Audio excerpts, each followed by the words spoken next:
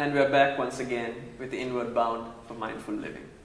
I segued last segment, and then I think we came to a very profound position as well, the superficial, the quantifiable versus how we see mindfulness as well.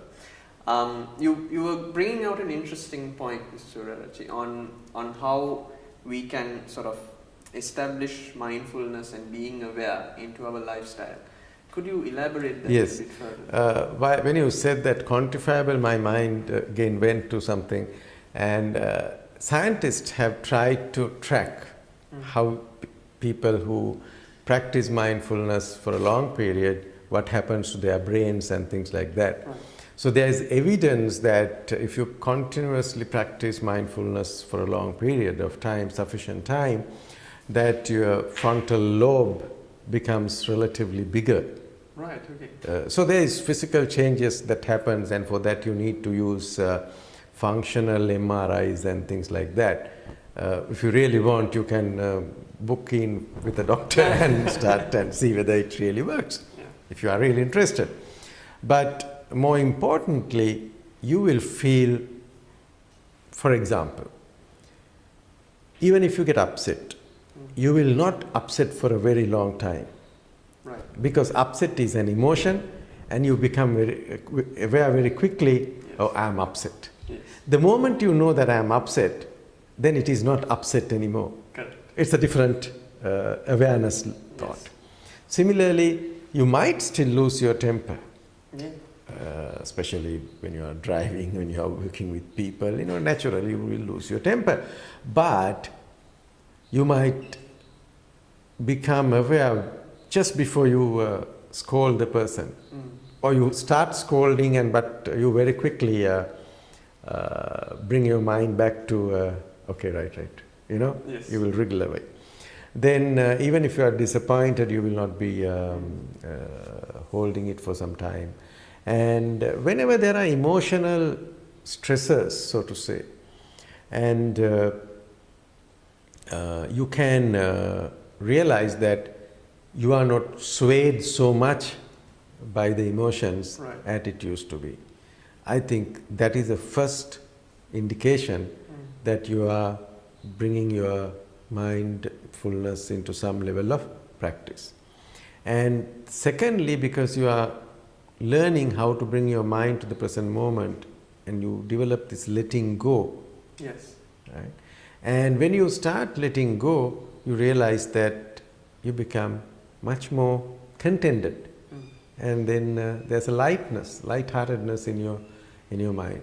True. And I think it was either the fourth or fifth episode when we were doing this program that we spoke about how when you yourself inculcate mindfulness at one point, and you brought it out initially as well, the people around you will also notice a different you. Exactly. And I think there is no better change that you could show the world than first changing yourself and then sort of portraying it and permeating it across the people you know and love. Yes.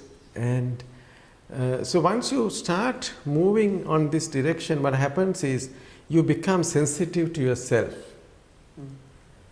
And you begin to look at, begin to see the underlying reasons why certain things that you do, or why certain thoughts come to your mind. You begin to see real reasons. Why am I doing it, kind of thing, Sort of your emotional DNA. That's right, you begin to see. Yeah.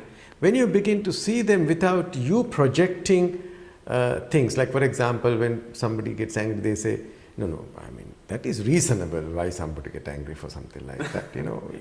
And I can't stand this injustice. Yeah. Then only I get angry, Yeah. So the moment you put that, you stop exploring what really made you angry, So when you start doing that, you begin to get these life insights. Now, once you start getting life insights, it's like once you have seen it for yourself, there's no denial of that. Yeah. Because it's so real.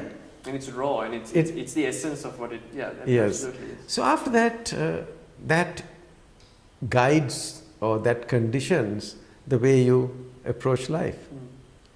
So I think if you just allow things to happen, you know, and have a little bit of patience, then you will see how changes happen.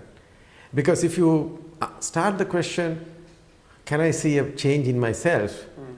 Then what happens is you are killing the opportunity to change. It's like you plant something and every day you take it out and see whether it is growing. I think that's I think human nature as well, though, Suraj, Yeah. because most people when they start off, people want to see results. They want to know, okay, what indications are there that some change is happening, and in a way, if you really think about it, that is also being aware of something as well. You know, you keep going back to have I changed, but being stagnant on that means that you won't change either. It is. And there are so many factors that contributes to this. Okay, so I think if you keep practicing, then you will see a change happen. But it will not. I cannot say everybody will get perfection in 25 days or whatever. It will take time. It will take time. Much like anything else as well, it takes time and it takes a lot of effort. I think we had a very refreshing session today. We've been going from topic to topic and sort of we recapped and revisited our very first sessions, and it was quite good, Mr. Suraj. Thank you ever so much, and thank you all for joining us today. Hope you will be able to join us for the live session that we'll be doing as well. Until the next time we meet, goodbye.